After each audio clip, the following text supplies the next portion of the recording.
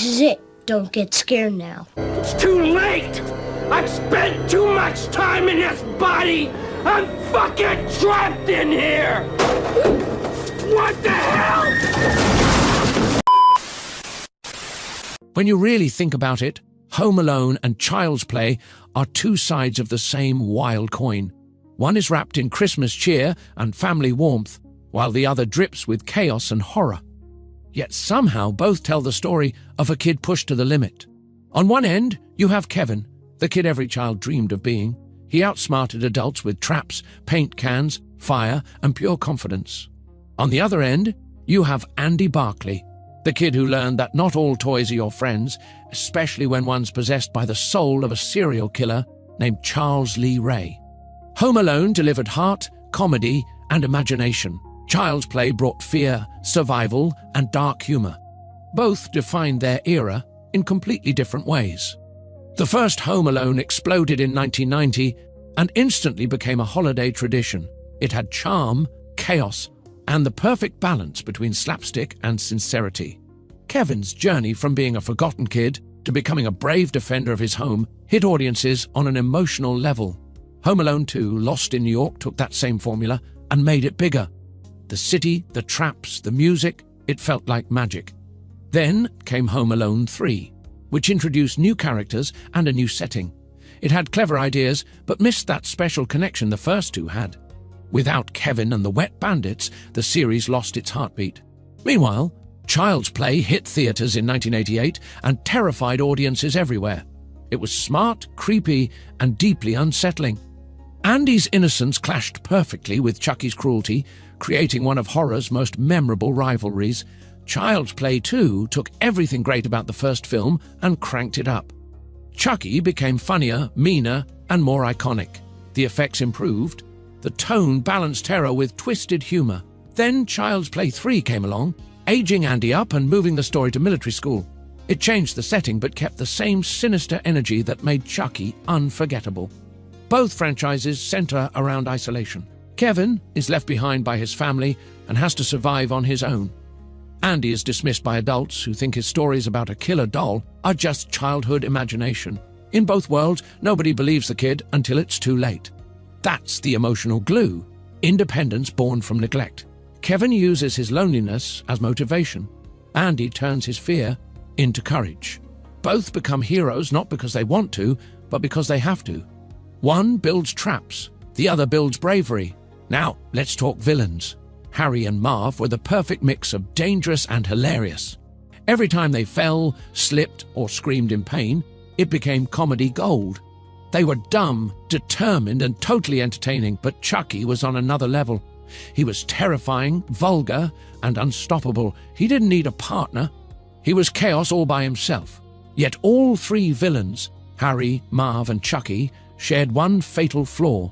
They underestimated the kid. That's why they all lost. When you compare the tones, the contrast is wild. Home Alone takes violence and makes it funny. Every hit feels satisfying instead of scary. Child's Play takes humor and makes it uncomfortable. Every joke from Chucky feels like a threat. Home Alone turns pain into laughter. Child's Play turns laughter into pain. Both rely on physical action to control emotion. One gives you joy, the other gives you fear. It's comedy versus carnage, but both deliver something unforgettable. The music and atmosphere set them apart even more. John Williams' Home Alone score feels like Christmas itself. It's whimsical, magical, and full of wonder. The Child's Play soundtrack, on the other hand, is haunting. It mixes toy sounds with horror cues, turning childhood innocence into dread.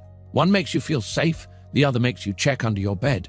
But both are instantly recognizable and perfectly fit their worlds. Even the parent figures are mirrors of each other. The names even sound similar. Kate's desperate journey to reunite with Kevin was full of heart.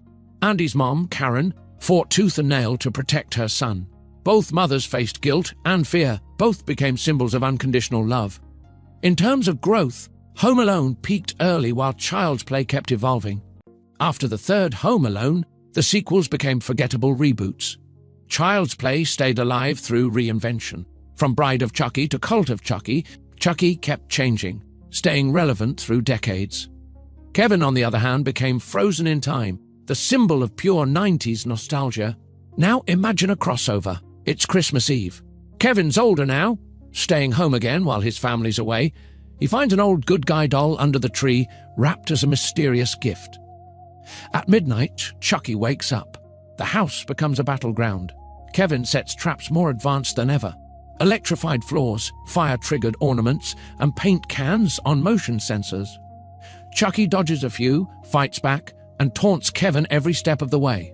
"You think you're tough, kid? You're messing with the wrong doll." Kevin smirks and says, "Merry Christmas, you filthy doll." The final showdown ends with Kevin luring Chucky into the furnace. Chucky melts as Kevin stares coldly into the fire. That's how you blend two genres perfectly. Horror meets holiday chaos. But who had the better franchise? It depends on what you value. If we're talking cultural impact, Home Alone wins. It's timeless. Families rewatch it every year. It's comfort cinema, pure, joyful nostalgia that never fades. But if we're talking endurance and creativity, Child's Play takes the trophy. Chucky never went away. He evolved with every decade, keeping fans guessing. Kevin's story ended gracefully. Chucky's story keeps going. Both reflect two sides of childhood. Home Alone shows the magic of independence and imagination. Child's Play shows the fear of losing control and innocence. One represents joy, the other represents trauma. The creators understood exactly what made their stories powerful. Home Alone was guided by John Hughes and Chris Columbus, masters of family storytelling. Child's Play came from Don Mancini and Tom Holland, innovators of horror with heart. They crafted universes that still influence movies today. Even the rewatch value tells you everything. Home Alone feels like Christmas tradition. You can quote every line and still laugh like it's the first time. Child's Play hits every Halloween. You remember how much it scared you as a kid, but you still press play. Together, they cover both ends of nostalgia. So who really had the better franchise? Honestly, it's a tie depending on what era shaped you more. Home Alone rules the holidays. Child's Play rules the nightmares. One is for the whole family. The other is for those who like a little danger with their nostalgia. Both became part of pop culture history.